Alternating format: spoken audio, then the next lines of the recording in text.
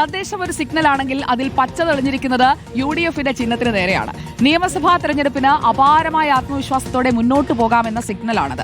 എല്ലാ കാലത്തും ബാലുകേറാമലയായിരുന്ന തദ്ദേശ തെരഞ്ഞെടുപ്പിൽ ജയിക്കാമെങ്കിൽ അതിലും എളുപ്പത്തിൽ അല്ലെങ്കിൽ പാട്ടും പാടി നിയമസഭാ തെരഞ്ഞെടുപ്പിൽ ജയിക്കാമെന്ന പ്രതീക്ഷയിലാണ് UDF നേതൃത്വം ഇപ്പോഴുള്ളത്. കഴിഞ്ഞ 10 വർഷമായി സംസ്ഥാന ഭരണത്തിന് പുറത്താണ് UDF. 5 മാസത്തിനപ്പുറം അതിന് അന്ത്യം കുറിച്ച് കേരളം ഭരിക്കുമെന്ന ദൃഢനിശ്ചയം നേതാക്കളുടെ വാക്കുകളിലും ഇന്ന് നമ്മൾ കണ്ടു. അതായത് ഫൈനൽ പോരിന് UDF സുസജ്ജമായെന്നാണോ അതിന്റെ അർത്ഥം? നോക്കാം. TV പ്രസാദ് എത്തുന്നു നമുക്കൊപ്പം. Good evening TV Prasad.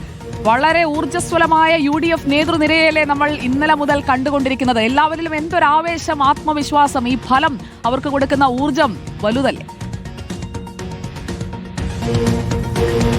Good evening Sujaya. ഉറപ്പായും വലിയ ഊർജ്ജമാണ് അവർക്ക് കിട്ടിയത് എന്നുള്ളതാണ്. ഏതെങ്കിലും ഗ്രാമപഞ്ചായത്തുകളോ ബ്ലോക്ക് പഞ്ചായത്തോ ജയിച്ചതല്ല പ്രധാനമായും.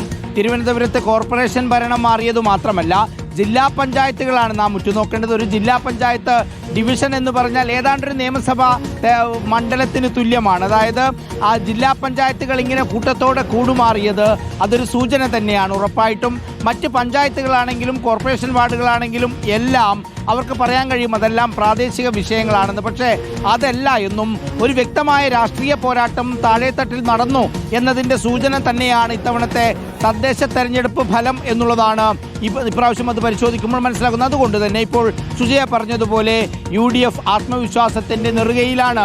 ഇനിയുള്ള 4 മാസം അതെങ്ങനെ ഇരിക്കുന്നു എന്നതിൻ്റെ അടിസ്ഥാനമാക്കിയിരിക്കും. അതല്ലെങ്കിൽ 2010 തദ്ദേശ തെരഞ്ഞെടുപ്പ് നടന്ന് 2011 നിയമസഭാ തെരഞ്ഞെടുപ്പ് പോലെ ആകുമോ എന്നറിയില്ല.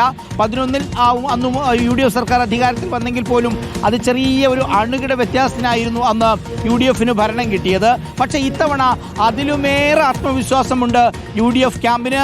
9.5 വർഷം നീണ്ട പിണറായി വിജയൻ സർക്കാർ 10 വർഷം പൂർത്തിയാക്കുന്നതോടുകൂടി ആ സർക്കാരിനെ താഴെ ഇറക്കി പുതിയൊരു സർക്കാരിനെ കൊണ്ടുവരാൻ കഴിയും എന്ന ആത്മവിശ്വാസമാണ് UDF ക്യാമ്പ് പങ്കുവെക്കുന്നത്. അതിൻ്റെ ആവേശത്തിൽ തന്നെയാണ് എല്ലാ നേതാക്കളും സുജയ.